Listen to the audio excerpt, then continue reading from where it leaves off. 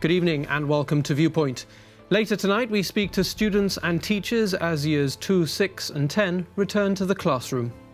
But first, if the worst COVID-19 forecasts had come to pass, the GSLP Liberals and the GSD would be sitting together in a government of national unity. This according to the Chief Minister, who was speaking at the first Parliament session since late March. Fabian Picardo said the Constitution would have allowed for the GSD Leader to become the 10th Minister, working with the Chief Minister. This is the first time in our history that the civilian authorities of Gibraltar have restricted the movement of Gibraltarians in Gibraltar. So it was in that dramatic developing context that the two historic political rivals, the GSLP Liberals and the GSD, downed political weapons. We worked together. I understood the importance of reaching out to my opposite number on the opposition benches, and the Honourable Leader of the Opposition understood the importance of accepting our call. If the worst of the events we had been told to expect had come to pass, we would today likely be sitting in government together. I had cleared with His Excellency the Governor, and I think it is important to record in this House, and had communicated to the Leader of the Opposition that a proper interpretation of the Constitution permitted the appointment of 10 ministers alongside a Chief Minister. I was therefore able to bring Mr. Asabaldi in as a minister without having to remove one of the existing portfolio holders.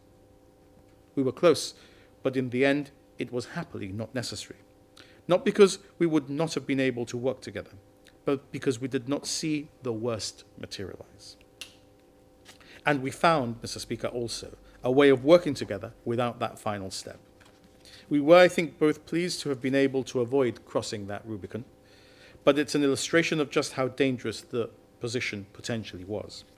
A GSLP Chief Minister was considering offering executive responsibility in a GSLP Liberal government to a GSD Leader, and to boot one of the team of 1996. It saddens me, Mr. Speaker, when I read ill-informed comment by a few ill-informed commentators that suggests that this has been a low period for our democracy. The opposite is true, and anyone who understands the detail of democracy understands that it requires moments of unity, and not that in key moments people should continue to oppose for the sake of it, as if that were a necessary mark or criteria for democracy. There is time for all that. There is also time for unity. Mr. Picardo said the time the House had not met would be one that will be talked about for many years to come. He said this emergency is probably the highest gear in which a peacetime government has had to operate, with such dire estimates of potential casualties that Gibraltar was on the cusp of a government of national unity. Mr. Speaker, the Honourable Mr. Ligudi, when he was in your chair, as we rose to adjourn sine die, told us last time that COVID was the battle we faced, and it was a battle we will win. 12 weeks on, Mr. Speaker, we're ahead on points.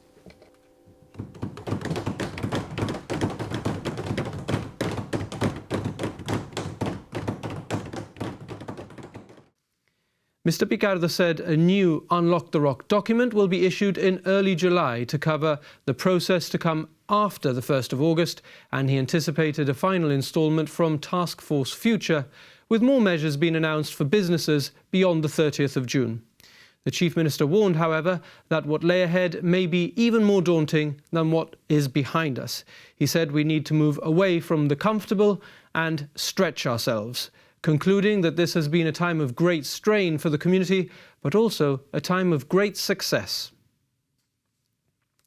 For his part, the Leader of the Opposition said there was a distinction to be made between the politics of cooperation and the politics of unity, adding he's doing the job he's elected to do. But of course we never reached the point where there was an offer inviting us to form part of a national unity government. And none had to be considered. If there had been an offer, it would have been first had to have been considered by the shadow cabinet and then indeed the executive of the party. But of course it was not necessary, and the Chief Minister will know that my reaction in those brief discussions that we had on the issue was simply, I hope that it is not necessary. because indeed it would have been a bad sign, not a bad sign in terms of whether we could work together, but a bad sign of where Gibraltar was, that we had to have contemplated a government of national unity. And I just take up also a comment that I read in the Chronicle this morning, where my friend Ms. Hassan Naon was observed, or at least reported to have said on the reconvening of Parliament, that the GSD and the government had unity over the last few weeks. And I have to say, with all due respect to my good friend, she's wrong in that, because there is a big distinction between what I believe we have done over the last 80 days, which is the politics of cooperation, and the politics of unity. There is a big difference between a government of national unity, where you accept an offer.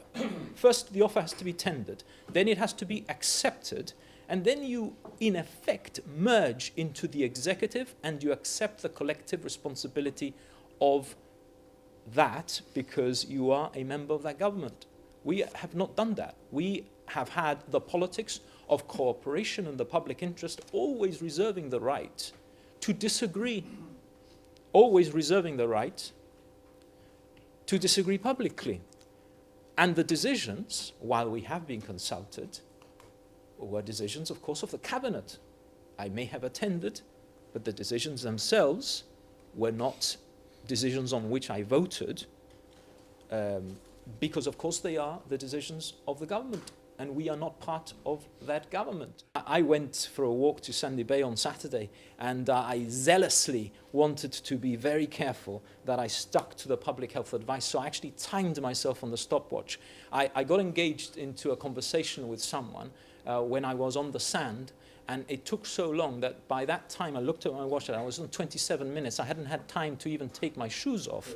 So I then left the beach in accordance with the public health advice. But I have to say to him that there was at least one member of the government there in his shorts wading in the sea. And so I think it's important that we all follow that indeed, you know, if the advice is 30 minutes, it's okay. But we shouldn't say irresponsible, because that confuses people. That's all.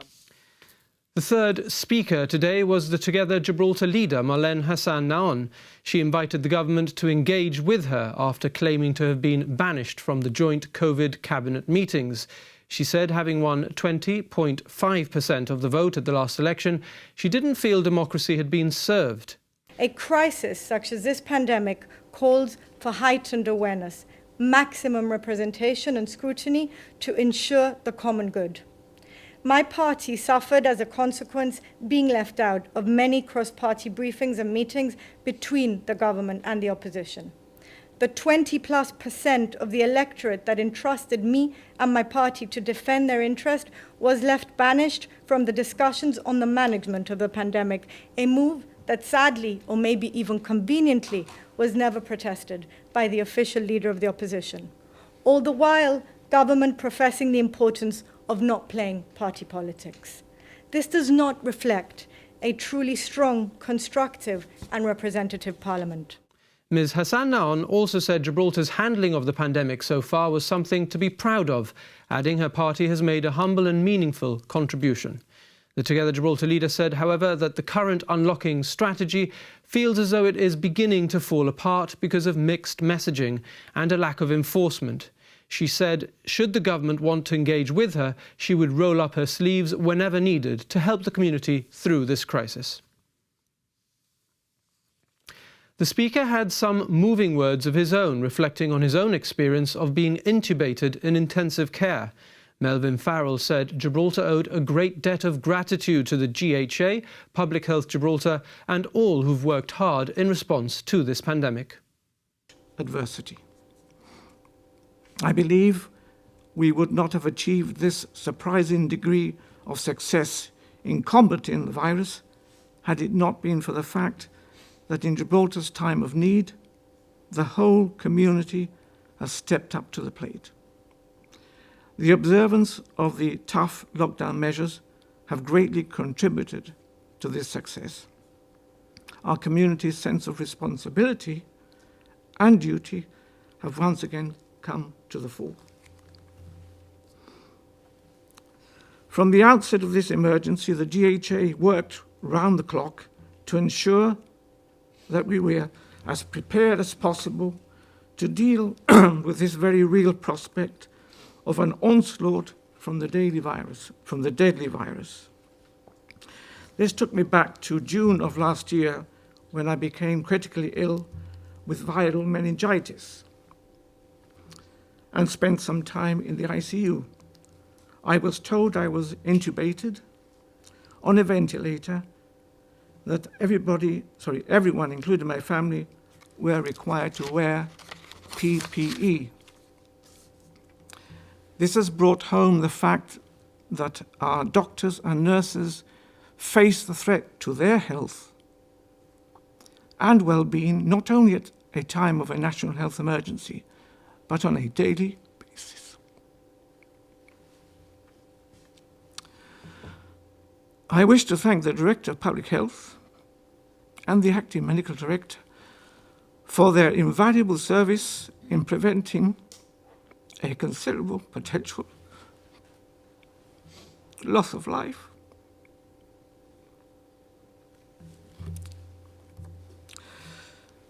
To Public Health Gibraltar, to the frontline and ancillary staff of the GHA, ERS and other care entities who have been at the coalface day and night and at great personal risk, I say this: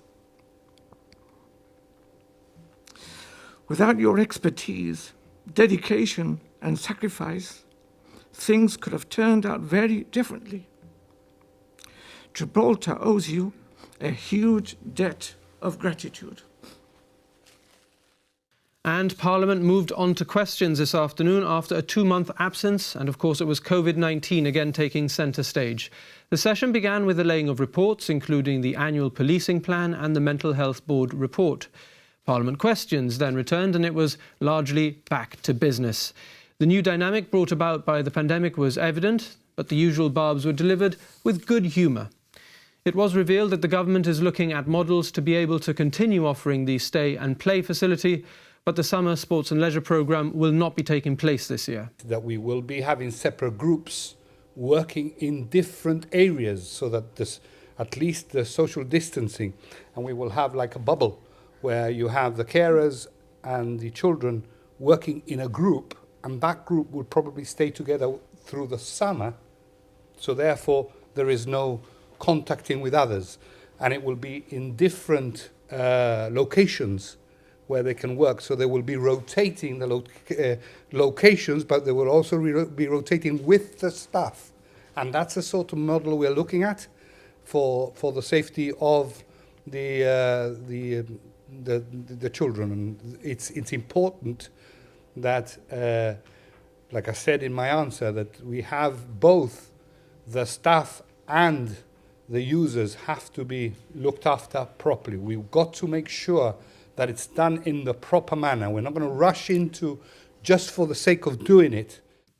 On the number of government flats allocated over the lockdown, 16 were handed over to people on the waiting list whose needs had been exacerbated by the situation, 5 for GHA bed management, 4 for the charity Women in Need, 1 to the elderly residential services for the building of an isolation unit, and 6 to those with high-risk living situations and also frontline workers. The government also gave details of the MRI scanner it had ordered in June last year and cancelled this month. It said the intention continued to be to repatriate the MRI services to Gibraltar, but these could be contracted out. Mr. Speaker, the GHA initially entered into arrangements for the provision of an MRI scanner on the 6th of June 2019. Studies were undertaken by the prospective supplier to find a suitable area within the GHA. This study found that the original site identified was deemed unsuitable. Furthermore, it was recently decided not to proceed with the purchase of this scanner.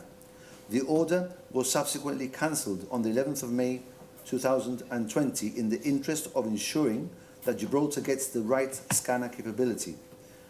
The period following the placing of the order was not a delay. and in any case, no predetermined delivery date had yet been agreed. The GHA's position, therefore, remains as stated on the 19th of May. Is it the government's intention to acquire this MRI scanner itself as the government acquired GHA? Mr. Speaker, not this scan itself, obviously, because it was cancelled. We're still, as I said, the last part of the reply to the honourable member's question, that our position remains as stated on the 19th of May. The intention is to bring, MRI scanning services to Gibraltar. Whilst I appreciate that the Minister's confirming that he wishes to bring home the MRI scanner, to use the language that he adopted back in February of this year, and it's important for our community to understand that if 3,000 images are going to be taken via the MRI scanner, that reassurance is given that the GHA will be the ones that are purchasing this scanner and that it will be deployed in other parts of Gibraltar? Or is this going to be acquired by a third party to provide that service to the people of our community rather than the GHA itself? So, Mr. Speaker, that's a question on cost, and as Minister for Public Finance, I think the answer is that the option that the government is looking to secure is the one that provides the best service for the best value for money for the taxpayer. And I'm sure he is not encouraging us to take an option that would be less good value for money if that meant that we owned the scanner, but it cost us more per scan. During lockdown, over 1,000 screenings and 157 surgeries have been postponed, with the GHA expecting to be back on track by the end of the year. Still on the subject of health, an exchange ensued following questions on Pioneer Healthcare Limited, which supplies personal protective equipment to the GHA, with the Health Minister confirming it had been introduced by the then Medical Director Daniel Casaglia. In answer to questions, Paul Balban also confirmed there were GHA employees with a direct or indirect interest in companies supplying PPE to the Health Authority, saying it was not unusual in a place like Gibraltar. The Chief Minister intervened to say there were, however, not involved in procurement and were outside the decision-making process. There is a difference between those people being cleaners and someone might be senior within the structure and not involved in the decision-making, but senior within the structure and involved in the decision-making. So really what we're asking is the Minister aware of the names of those companies? And the kind of seniority of the person with which the company is linked or has any links. So, Mr. Speaker, it appears that they're talking about one type of relationship and we're talking about another, and we'd be very interested to hear what they believe is the situation, and we're quite happy to share with them what we understand to be the situation. But obviously, because we're going to be banding around names of people who aren't here, it's probably fairer to do it behind the Speaker's chair. As far as we understand it, we have a situation where companies that have provided PPE to the GHA have on their boards or in their shareholding, it could be either of the two, relatives of people in the GHA, but not people in the GHA who have a direct interest in that company, except in one case, which we're aware of, but where the individuals in the GHA are not in the management structure of the GHA, they are in the clinical structure of the GHA and are therefore not decision makers as to procurement in any way. But we're quite happy to share that information with honourable gentlemen so that they are as aware as we are and give you the names of the companies and the individuals. I think it's unfair to do it across the floor of the House, and they might share with us the information that they say they have, because it appears that they believe that there are other people involved that we may not be aware of who are related in some way. And they may be wrong about that, and they may be happy to be told that they're wrong about that once we've been able to go back and get that information. And they may be pleased to hear that the information that we have been able to gather. It's also important to say that beyond those two types of relationships and instances that the honourable gentleman has identified and I've responded on, there are the instances which the honourable Minister referred to a moment ago, which namely, with 1,100 individuals, it's impossible to know all of the family tree and all of the connections there may be. But outside of the decision-making capability in the GHA.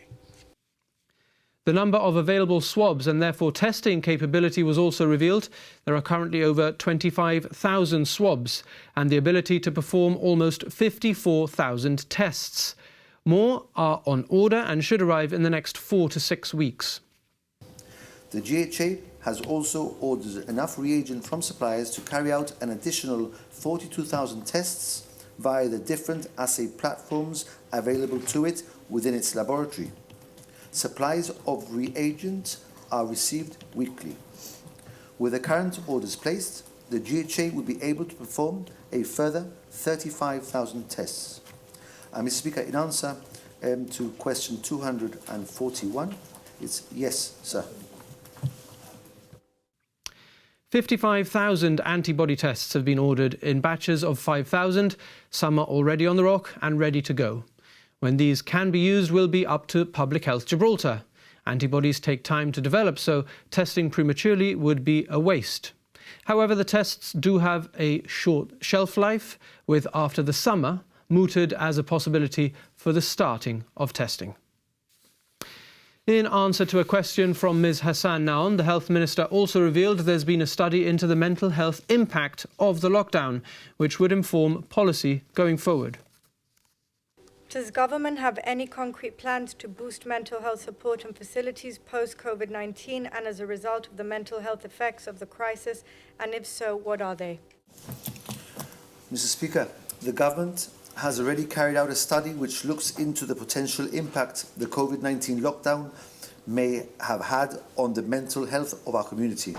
That study will form the basis of the government's strategy to address pandemic-related mental health issues. Mental health services have already introduced new ways of being contacted during the crisis, which have allowed for members of the public to access direct advice on how to maintain both their physical and mental well-being. These services will continue post the COVID-19 period for as long as necessary. As the provision of mental health services gradually returns to normality, we will see the reintroduction of face-to-face contacts where possible, together with a number of innovations that are currently being explored in order to improve the manner in which support and advice is offered to service users and members of the general public. In addition to this, Mr. Speaker, the GHA has secured the services of an additional consultant psychiatrist, extra nursing staff, and the mental health liaison service at A&E has been extended to operate 24 hours a day. Paul Balban also said Bruce's Farm would reopen in 2 weeks' time. He said they've continued to be in contact with service users during the pandemic, though GBC has received representations from concerned family members that they are finding it very difficult and need more support. The contact tracing app is to be tested next week, with the government giving assurances that it requires no new legislation as it's decentralised and does not store any data. It doesn't share any data at all, said Albert Isla, who said once you download the app, it's just 2 clicks and you're in. The Irish app has some aspects of what we have, but we've taken it a step further with their help and support to ensure that the public can remain calm that we don't have this ability to have personal data. Now, of course, there is speculation on social media that they're not going to use the app because it's going to be able to track and trace and they don't want people to know who they are. And so, yes, we will have to do some work to make people understand and be comfortable with the use of this app and in the full knowledge that I think once people log on and download and sign on, they will realise that it isn't in any way data related because it's 2 clicks and you're in. So yes, we have some work to do, I agree entirely, and in educating and helping the community to understand that this is a pure tracing app done phone to phone and there is no data on it for anybody to mess around with. Traffic and the closure of Linewall Road understandably took up its fair share of debate later this afternoon. Designs on what will follow the closure and the plans for a greener Gibraltar are to be made public in the coming weeks. The government has a clear strategy for delivering a greener Gibraltar in respect of traffic and transport, which include the following. We will encourage and enable people to use zero-carbon shared private transport. We will implement a smart and equitable system of road user charging to ensure that the polluter pays principle is adhered to. We will make it safer and more convenient for people to walk short journeys. This will include widening pavements where possible and making the streetscape more attractive and accessible through the creation of single platform spaces, planting and provision of green infrastructure. We will make cycling a safe and viable alternative by accelerating the cycle superhighway project and exploring the viability of using pop-up cycle lanes to trial new areas. We will improve the quality, reliability, speed and accessibility of bus travel. We will reduce emissions from freight operations, covering not just cleaner vans and lorries, but also mode shift to e-cargo bikes and other e-vehicles for city centre deliveries. We will incentivise the uptake of cleaner electric vehicles for the general public as well. We will reduce tourist vehicles coming into the city by providing an attractive and affordable alternative in the form of a park and ride, as well as increasing parking charges in the centre. All of these in combination will help to deliver a cleaner, greener urban environment and a child-friendly city. Clearly, the delivery of this vision will require a great deal of work, and it is for this reason that the Honourable Minister for Traffic and Transport and I and our teams are working together to develop this, and the budget for these projects is currently being determined. My first question. Fabian Picardo also said the Director of Public Health, Dr. Sohail Bhatti, was in his right to pose a question on his own personal Twitter account about vaccinations in order to get an important community discussion going. Parliament continued to run this evening, and we will continue to report on it in our news output on Friday. Thank you to Christine Vasquez and Ros Astengo for their reporting in tonight's summary of a busy and poignant day in Parliament. Stay tuned to Viewpoint for a look at what's been happening in Gibraltar's schools this week. We'll be right back.